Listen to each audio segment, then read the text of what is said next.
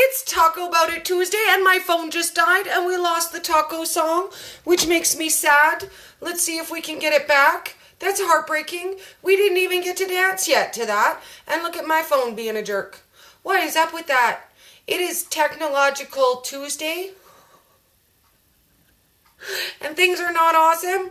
In my house, let's get back that taco song. It is Taco Bout It Tuesday. We can't start that without the taco dancing song. Are you crazy? Heck up with that. Tell you what, no taco song. I will admit that my old phone died at Christmas time, and I only use it to play music now, so. And we're gonna go past the regular speed, because we like speed too. Tacos. I need to ask why. See, now it's Taco Bout It Tuesday. Now I feel better. Are you gonna eat? It's raining tacos. Oh my goodness. I think that's what makes my day when I listen to silly music. We might listen to parody music today. So fun. Oh, goodness. So, today, it's Taco Bout It Tuesday. So, like we always do on Taco Bout It Tuesdays, you guys are welcome to ask any questions. If you have any comments, anything you guys want to talk about. So, I think what we're going to start with today is kind of what we talked about last night with Keto Warrior Wendy. But again today, there's a brand new article out hitting the grocery stores. And if you guys were shocked by Shortcut Keto that promises you can lose, wait for it, 17 pounds every week, that wasn't enough. Oh my goodness. Oh my goodness. So today there is an awesome new article out in your grocery stores, in your tabloids, that's called Turbo Keto, that says you can lose 21 pounds in 9 days. So I think today I want to start with talking about that. I want to talk about why it's so difficult. Because you know what, a year and a half ago, keto was a word I never heard anywhere.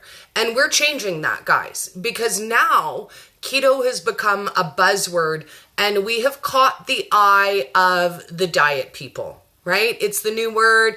They can use it to promote all of their diets.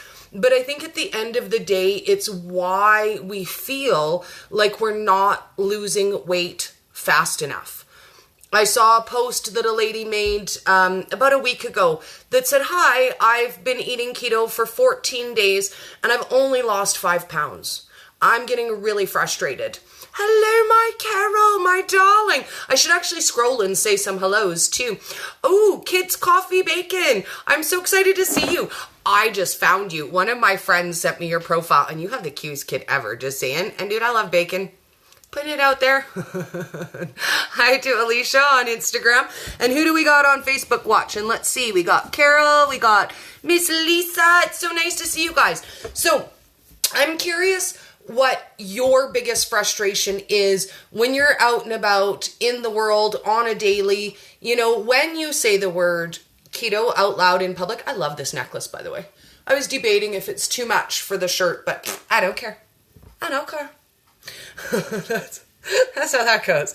But I'm curious what kinds of situations you guys come across. I know for me, I could literally walk around and say keto bacon, keto bacon, and make friends. Because now, everywhere I go a year and a half later, there isn't anywhere that I don't hear talk about a ketogenic diet. And you don't even have to say diet at Christmas time. Oh goodness. I'm going to share this story with you guys. It's awesome. Okay, so we're going to start with at Christmas time, Dori ate some cookies. May or may not have. I'm not going to admit directly, whatever. I ate the cookies. My girlfriend makes cookies for me every year.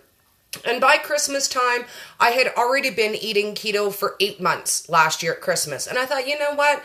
I used to sit down and eat a half of a tin of these cookies when she brought them. My Stacia, my darling. And I would eat a half of the tin of the cookies that my girlfriend brought in a sitting. Don't judge me. Don't judge me. So when she brought over her, usual tin of cookies this year at Christmas, I thought, well, I've been eating really good for 8 months. Like, I totally got this. Like, I'm really healthy, and I've been doing really good for 8 months. You know what? 2 or 5 cookies probably won't hurt. 2 or 5. Let's just say 5. Let's just say Dori ate 5 cookies, and I couldn't poop. And I was like, oh dear God, I am dying. This has never happened to me in my whole life. Never have I been in a situation where I could not go to the bathroom if I wanted to. So in a panic and in a flap, I got a hold of one of my favorite keto wives, and she suggested I make a flax muffin. So if you guys are looking, there's a recipe on my YouTube for a chocolate chip flax muffin. So if you're having that issue and you have that problem, it's a very delicious cure for that problem. Just saying. So Christmas time came and went, and I had a few issues. Only one. I only did it to myself one time. It only takes one time to learn. But I'm standing in line at my local Shoppers Drug Mart, which if you guys are in the state, it's just a drugstore. I'm standing in line at Shoppers Drug Mart, and the lady says, oh, all of the chocolates and stuff are on sale if you want to check them out. And I was like, No, I'm avoiding. I already gave myself an issue this Christmas, and I kid you not, the lady at the till behind her turns around and goes, are you keto? And I was like, yes, I am. Yes, I am. So we had a good laugh about that. I didn't even have to say keto. All I had to say was, you know what? I don't eat that stuff. I had an issue over Christmas time, and she already knew. She already knew that it was the keto. And it was funny because she's like, oh my God, I do keto. My husband does keto. My daughter and her husband do keto. So I was like, oh, here's my card, honey. Come check me out online. So we're going to check for comments on Facebook because I see we've got a couple. Ruth says, like you're saying, the stories and lies on weight loss are everywhere. And they are, guys. Like, this is not changing anytime soon. If anything, this is going to be more. Like, the more and more and more we get the word out there, the more people are going to glom onto that and look for a way to make money. And let's be honest, at the end of the day, when you're talking diet, the money is in the speed, right? The money is in the, you can do this in 4 weeks, 3 weeks, 6 weeks, 3-month challenge. That's where all of the money is. So this is something that sadly we're going to have to battle every single day. Every day, we're going to see articles that say that the way that we love to eat is a fad. It's a diet. It's not healthy. But it means good things, guys. It does. It means that the word is getting out there. It means that people are starting to take notice. Because a year ago, nobody knew what the word ketogenic meant. And now all of a sudden it's popping up everywhere. And it's a good thing. It is, because it gives us the opportunity to talk to people about what a ketogenic diet really is. If somebody says to you, oh my God, I found this brand new fad diet and it's so great and you can lose so much weight, you can say, oh, that's awesome. That's actually the way that I eat. And, this is how we do it. And this is how it's sustainable. And you can live this every day. So it is good that it's getting out there. It makes it a little bit more difficult for us because, misconception is misconception all the way around the board. So let's see what else we got. Oh, love the necklace. I know. Isn't this a fun one? So I'm going to show you guys a secret. It's not actually a separate necklace. I got this when I used to sell Latasia way back in the day. So it's actually a necklace joiner. So you can use it on any different kind of necklace. And this is just a regular beads. So I've got several of these in different colors. So you just take the beads and you give them a good twist. And then you hook it on either sides of your clip. So you just pop it around like that. And then this side goes in that side. This side goes in that side. And then it just clips in. So what I love about it is you can wear it with a lot of different kinds of necklaces, or you can even just use it as a clip at the back if you want just a plain necklace. But I love it. It's so fun. It's kind of one of those funky, you know what, I would call it a statement piece. I would really call it a statement piece. It looks really cool when you do different colors of ropes, of beads too, because you can attach multiple strands of beads. So it looks really cool if you do like, you know, a white one or a red one or something with a little color too. I do love my fancies. Ooh. Oh, guys. Okay. So speaking of jewelries and fancies, I have an awesome girlfriend who just started selling jewelry, and we're going to do a party on Saturday. This Saturday, I'll have to double check the time for you guys because I can't remember. I'm going to post the event. If I remember correctly, it was 3 p.m. Mountain, my time. But we're going to get together and we're going to talk about pretties and jewelries. And her stuff isn't stuff you have to order and wait for. She orders it in, has it on stock, and you can buy it piece for piece and it ships out right when you order it. So, I'm super excited to check out new pretties. And it's value priced pretties. It's not like super ridiculous expensive pretties. So I'm super excited for that because I love my costume jewelry. I'm not a fancy lady, but I would say I'm slightly bougie. Or as the millennials say, I'm extra, baby. I like extra. I watch a girl who does unpackaging, and she does that all the time. She's like, oh my God, this is extra. I am living for it. Oh my God, I'm living for this. I'm living for this necklace. Oh, and she's delightful. I love her. I can't remember her name off the top of my head, but I watch a lot of her unboxings. I think I've become addicted to like watching unboxings on YouTube. I watch a lot of clothes reviews. I watch a lot of makeup unboxings. Lately, I've started to watch a lot of the fall look videos. And it gives me a lot of ideas for you guys too. Because for us, it's a little different. Like on top of just going from season to season, our bodies are transitioning too. So to be able to expand our wardrobe, expand what we would normally wear, try new things. I'm going to start experimenting with that a little bit for you guys. I'm hunting for an online clothing company that's decent and that delivers to Canada. Because unfortunately, the one store that I shopped at in my small town, which was Ardene, I got awesome things like these jeans, this t-shirt. It's closed down. So now in my town, there is Walmart. There is a Warehouse One, which is basically a jeans store. And we have a country western store for clothing, and that's it. That's it. Like, and Dori ain't gonna wear no country western clothes, let's be honest, for 2 seconds.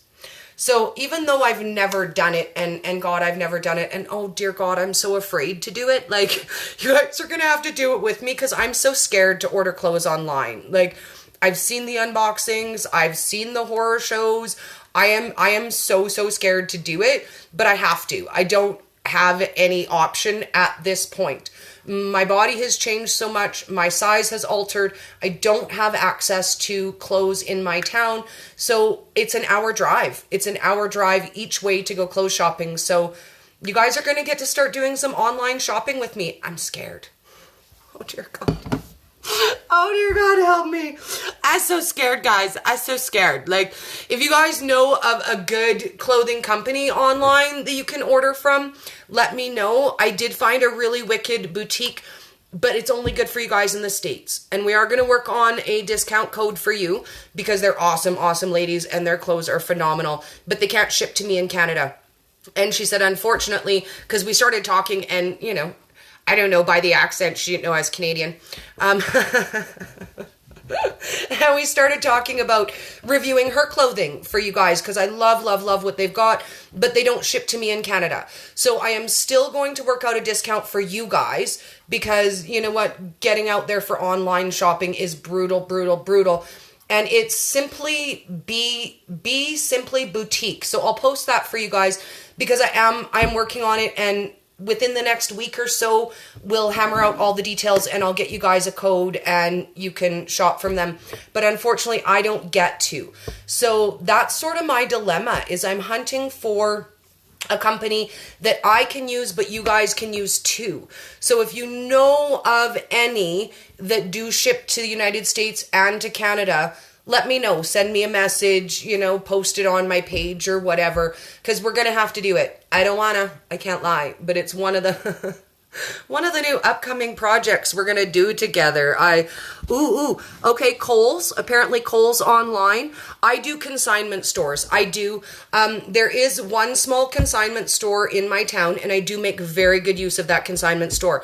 When I very first started to lose my weight, at the time, I worked clothing retail. So girl, I had the best wardrobe ever. Oh my God. My girlfriends were fighting each other for Dori's outgrown clothes because they were like, oh my God, love your clothes. And I had a lot of business wear, a lot of really nice blazers and sweaters and suit pants and everything. But it was all a size 26, 3X, 4X. So there's no way you can hold on to those clothes. So what I did was I took them to the consignment store, they sold them, and then I used that credit to buy things that fit me. So in the beginning, especially, man, that saved my life. To be able to just bring them my old clothes, know that they were finding a good home, because man, we get attached to those clothes, right? You're like, this is the only shirt that doesn't make me feel like a sow. I don't want anybody else to have it. But then at the same point, you want somebody else to feel better, right? So we have to get better at letting go, moving on, getting new clothes. Like this t-shirt is one of those that's hanging out in my closet that I really probably shouldn't wear anymore. When I bought it, it was too small, so I still hang on to it. But if I'm honest with myself, it kind of fits me like a dress. It sort of hangs all the way off of the shoulders, but I still kind of like it. I still kind of like it. But I won't lie, after seeing it on video, I think it might be the last time I wear this shirt. And I think that happens to me a lot. I don't realize what it looks like on me until I'm standing in front of the camera. Like, I'll put it on in my room and I think, girl, you're looking good today. You are so smooth. Look at that outfit. It's like perfect. And then I get in front of the camera and I'm like, dude, why am I wearing a shirt that's way too big for me? Why do I look like a hoe? Like, what? And I've done it, I'm going to say probably at least a half a dozen times where I've worn a shirt on a live and I went, oh dear God, why did that look better in my room than it did on camera? And then I gave that shirt away because I can't keep doing that to myself. I can't keep looking like asshole, And my girlfriend and I, when we had our surgery together, we used to talk about that a lot. And she's like, dude, I did not lose 50 pounds to look like an ass. I did not lose 60 pounds, 100 pounds, 150 pounds to look like a jerk. We need to figure out how to redress our new bodies because our shape isn't the same. Let's be honest. We do not have to wear everything black intense style anymore. I mean, there was a day when I felt like as long as, nothing touched any of my rolls, that's what thin meant. If it was black, if it was baggy, if it did not touch any of my rolls, that was what I was looking for. But I found that as my body shape changes, that honestly a fitted style does make you look smaller. We were literally lying to ourselves running around in black tents and thinking that made us invisible. I just want to point that out, that if you were me and you were running around in a black tent because you felt like it made you look thin, it probably didn't. And when I look back on the very few pictures they are, and we're going to talk about that too, I want to say that when we're at our biggest, we hide. We hide from the camera, we hide from our friends, we hide from our family, we don't go to events, we don't let people take pictures of us, and if we do, we check them to make sure they're good. Now, I'm going to tell you, I think I started doing it about the time I was 15.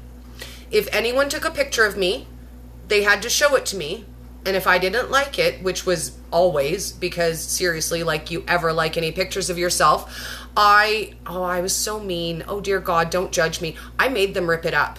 I made them rip it up in front of me, and then I made them burn the negatives so that I knew that they would never be able to print it out again. So now here's the really, really crummy part of that. I have almost no pictures from before I lost weight. Almost none. Like, and I can't even go onto my friends' Facebooks and search for their pictures, because guess what? I never let anybody have any. I never did. My very first, and I looked back and I was actually talking with Wendy about it, and we were giggling, and I realized, you know what, guys? When I first started my Facebook, there weren't even any pictures of me on my Facebook. I should actually pull it out to show you guys what my first original profile pictures were, only because it makes me sad when I look back now. And I think, you know what, really, what was that big of a deal? Yeah, I was 290 pounds, but I was a pretty fat girl. Why didn't I put my face out there on Facebook? But I never did.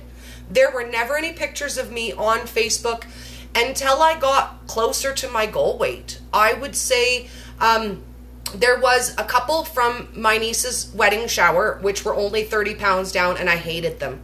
I hated them when people posted them. I cried. I freaked out. I lost it. Like, I lost it on half of my family over that, because they posted pictures of me on Facebook without checking with me on them, and they didn't look good. But I was like, whatever. I got mad. I had my cry. I had my freak out, and I thought, whatever. They're out there now. They're out there. They're on there. I'll just deal with that, I guess.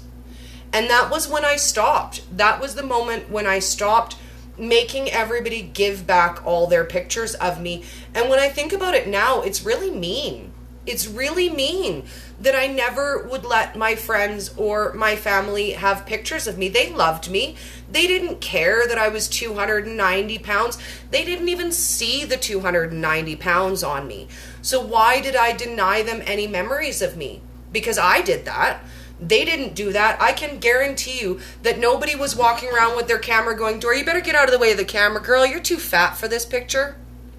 You too fat for this picture. Nobody did. Nobody did. It was only me. So when we look back and we realize that we weren't present in our own lives, I don't have any pictures of me with my son. I don't have a picture of me walking him to school for the first day of school. I don't have a picture of him when he went to junior high. You know, once a year I would go and get our professional pictures done because those look nice. And I could, you know, make the photographer throw away the pictures I didn't like. Oh my goodness. So I'm going to take a look at my pictures, and I want to show you guys what my first profile pictures were, because you know what? I didn't even realize it until I went back and I looked at my Facebook, that there was never any me on Facebook. Dori did not hit Facebook until about 5 years ago. Now, I've been on Facebook for at least 10 years. So for at least 5 years, ain't nobody on Facebook ever know who I was. I had no face. I had no name. I just was, you know, Dori who liked pictures of puppies and things like that. That was it. That was me. So I'm going to turn to my profile pictures. I'm going to show you guys. So back in the day when I was at my biggest, these are what my profile pictures looked like. This is my puppy. And it's a picture of her next to a remote control, so you could see how little she was. See how proud I was of myself? See how much I wanted for people to see me and know who I was? And then I had one of my son and me, and this is from our professional pictures, because again, those look good, right? Like, you can go and you can get your pictures done and you're like, oh, I look nice in that. I don't mind that. I like that picture. So I used that one. And I had one of my kitchen, because you know what? Everybody knows everything about you from a picture of your table. My table. That is what I put out of myself on Facebook, and there wasn't ever any more. It wasn't until I got to, I'm going to say, about the 200-pound mark when I felt a little better. And I gave myself a little photo shoot. Let me see if I can turn that. I gave myself a little photo shoot. and I got myself all pretty fancy, and I took some pictures of myself and I posted them. But not until I was 200 pounds. Not until I got closer. So you know what? I don't even have any transitional pictures really to show you guys. I started out super fat, and I might be able to find some pictures of that. And then all of a sudden, magically, I was 200 to 180 pounds, and now I'm me. And even when I started keto, the thought never occurred to me to take a bunch of pre-keto pictures, because I wasn't really going to do it. I wasn't really going to stick to it. I was going to eat healthy. I was going to do that for a couple of weeks until I got tired of it. And the thought never even occurred to me that I would have a transition, or that there would be a journey to share, or that there was need of taking pictures. So even if you're not starting, if you're starting, if you're halfway in, I don't even care if you're 5 years in, start taking pictures, guys. Promise me you'll do it. Promise me you'll do it today.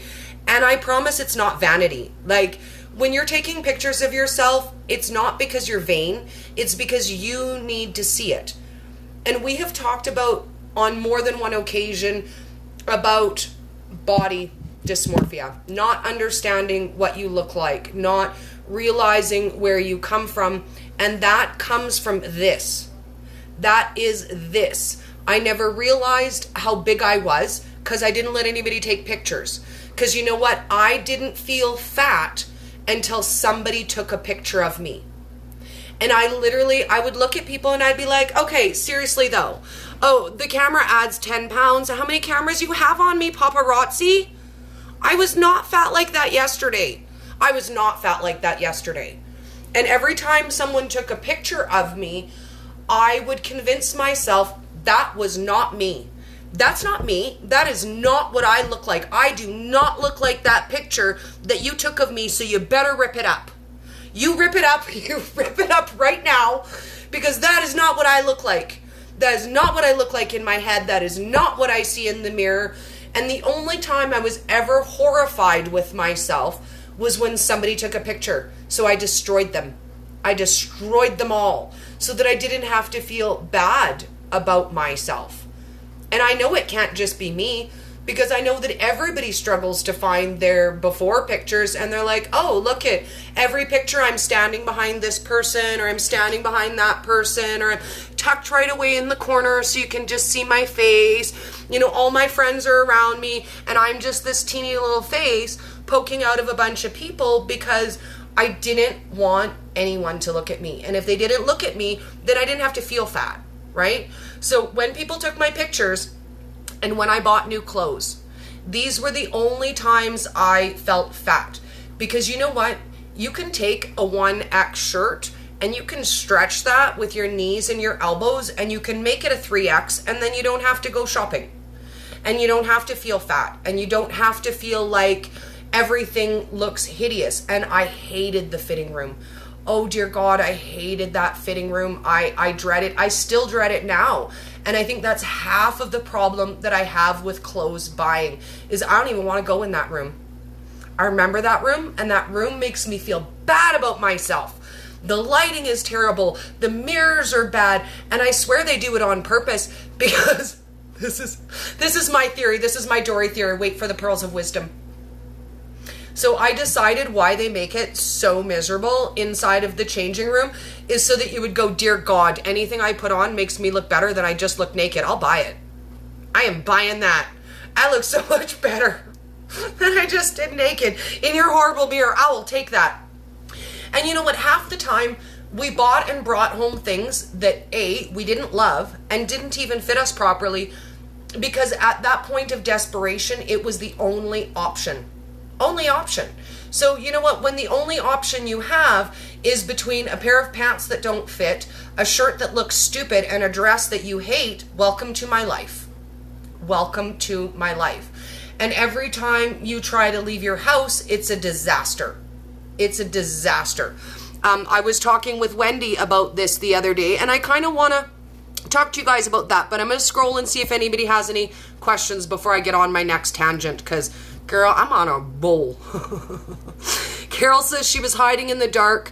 clothes are so right when we're saying we're heavy, and that's it. Like we put on a black tent and we feel like that's good. It makes us feel thin. You know, nobody is looking at us, nobody is seeing us. There's no bright colors to attract attention to us.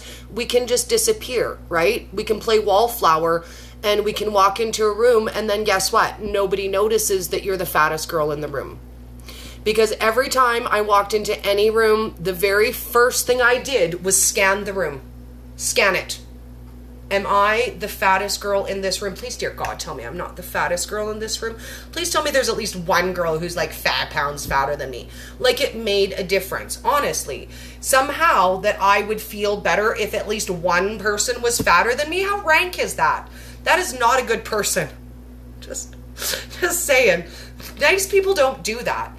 But I did it because it was the only thing I had, right? And I knew that everybody else was doing it to me. I saw that look of relief when a girl walked in and went, oh, thank God, she's fatter than me. Oh, everybody's not going to be looking at me at least. You know what, dear God, I might be fat, but I ain't the fattest girl in this room. Yay! Oh, dear God, at least I'm not the fattest. And that's a mentality that we really, really, we have to let go of that, because it's not healthy. It doesn't help any of us. And you know what? Now I feel really, really crummy for that girl who was 5 pounds fatter, and I was so proud of myself. Because how did she feel? She was the fattest girl in the room. And I won't lie, 9 times out of 10, it was me. It was very rarely anybody other than me, which is why I was so excited when it wasn't me. Just saying, I'm like, oh my God, yay. Yay, I'm not the only fat girl. Which is terrible. It's mean, guys. That's mean. It is. And it's, you know what, sometimes it's shitty to admit that we weren't good people. But you know what? I think that a lot of that was the carbs and the sickness and, you know, the stress and the depression and all of those things wrapped into one. And those things wouldn't have changed without changing what I eat. Flat out. Like, I don't know, whenever I see somebody being snippy online, I'm like, I bet you eat carbs. I bet you a dirty carb eater. I bet you doing that. Because I'm like, nice non-carb eaters, we're nicer than that. We are nice people. We are kind. We are considerate. We don't eat your nasty wheat. Okay.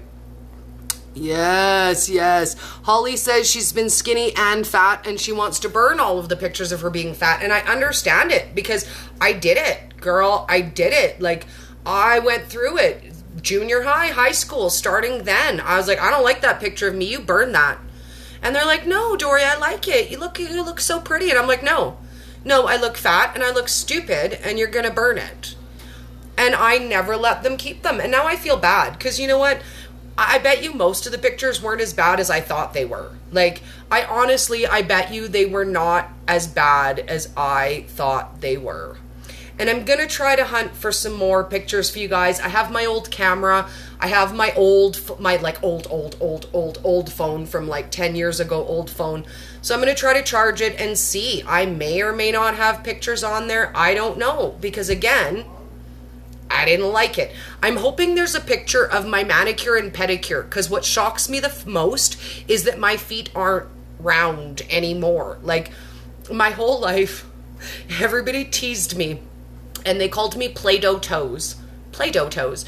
Because it looked like my toes were little teeny balls of Play-Doh. And here's the funny thing. After losing 145 pounds, I have really long, like actually freakishly long toes. Like, oddly, freakishly long toes. So I went from having, you know, fat, swollen feet and these teeny little blobs of Play-Doh toes to my feet are 2 full sizes smaller. I wear an 8 as opposed to a 10, which I was squeezing out of. And now I have these really weird long toes that when I look at them, I go, why is so weird? They're so weird. But if I can find pictures of my old manicure, pedicure, I'd love to show you guys those, because that kind of weirded me out the most. I won't lie. That was a weird one. I didn't know you would lose so much weight in your feet. It was so weird. So weird. And that's it. Now we make up for lost time, right? Like, now we get to be present. We get to be with our friends. We get to be with our family. You know, I went out to the amusement park, and guess what? I took videos on the rides. I took pictures when I was there, and I've stopped hiding behind people in the pictures too. Guess what? I've stopped hiding, like standing behind my boyfriend and putting my head over his shoulder for pictures. Yay me. I'm actually super proud of that one, actually. And you know what? It's a struggle, guys. It's a struggle every day. And I will tell you right now, as I'm leaning forward, all I can see is this. It's one little spot. And I'm like, oh dear God, that's horrifying me. I'm horrified right now. But yet when you guys are looking at it, probably don't even see it. When I watch it later, I'm going to be like, oh dear God, shake the fat arm more, Dori, please. That's so attractive. Do it for me again. Because we are hard on ourselves like that. We are. Even when I look at my pictures now, I don't look at them and go, oh my God, look at how far I've come. I'm so proud of myself. I look at them and I think, oh, look at that fat poking out there. Look at that roll there. Girl, you still got so far to go. And how fair is that? If I was my own best friend, and my best friend came to me with her before and after pictures, and I said, oh, girl, you still got some work to do, don't you? Yeah, you're down 145, but, you know, look at this here, and look at that there, and oh, look, you still got a little bit of a roll over the back. You know, you're not perfect yet, so don't get to celebrating. That I'd be the shittiest friend on the planet. Like, I'm just saying. So why are we the shittiest friend on the planet to ourselves? This is my question to you guys. Why are we the shittiest friend we ever had? And why are we running around being mean to ourselves like that? Why do we hate ourselves? Why do we have to punish ourselves? How come we can't just say, you know what? I might have lived that way for 30 years, but I'm not anymore. I love myself. I'm being healthy. I'm changing for the better. And you know what? Every day I'm better and healthier and happier than I was the day before. Why do we have to look at our pictures and go, oh, girl, look at this. You got this. You know, you got this on the go. This could tighten up. Oh, look, these don't sit where they're supposed to. So are we supposed to just hate ourselves forever? Like, forever? Because very few of us are going to be perfect. Like, I'm just going to put it out there. And I'm going to say there's a reason why there's such a small amount of supermodels. Because very few of us will ever be the beautiful people. We won't be perfect. We're not going to have perfect bodies. We're not going to get the six pack. Some people will. You know what? It's probably never in my future. I am probably never going to be a bikini model. Just saying. You know, I'm 43. I think bikini model has probably passed me on.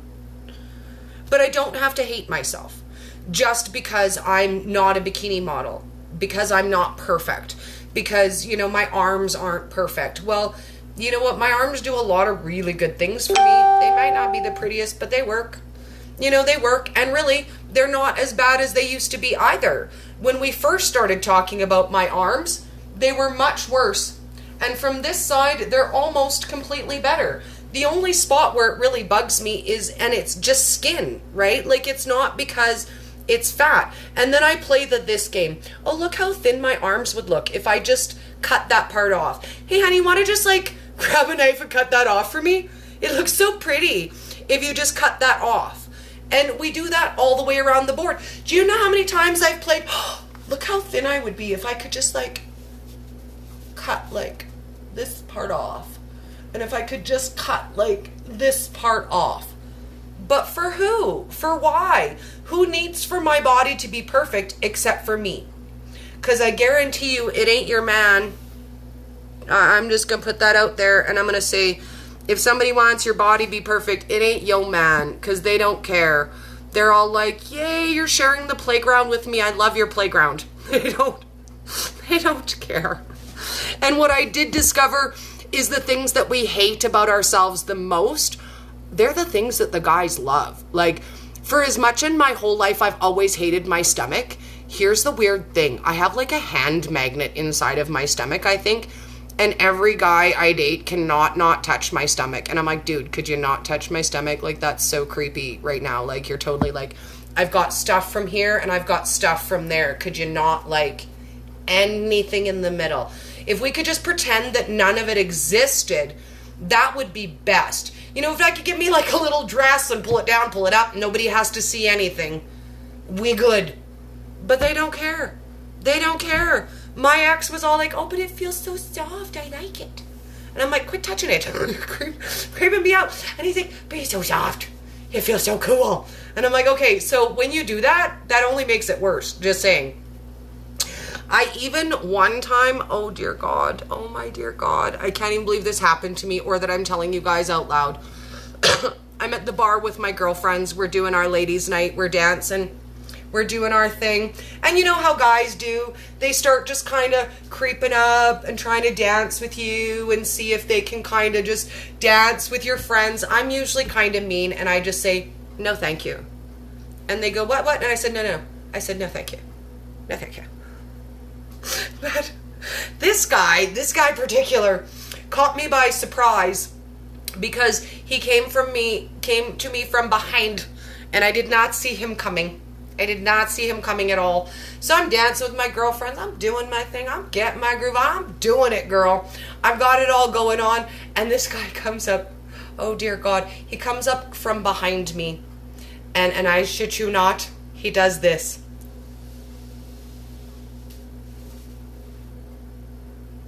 And the look of horror spreads across my face.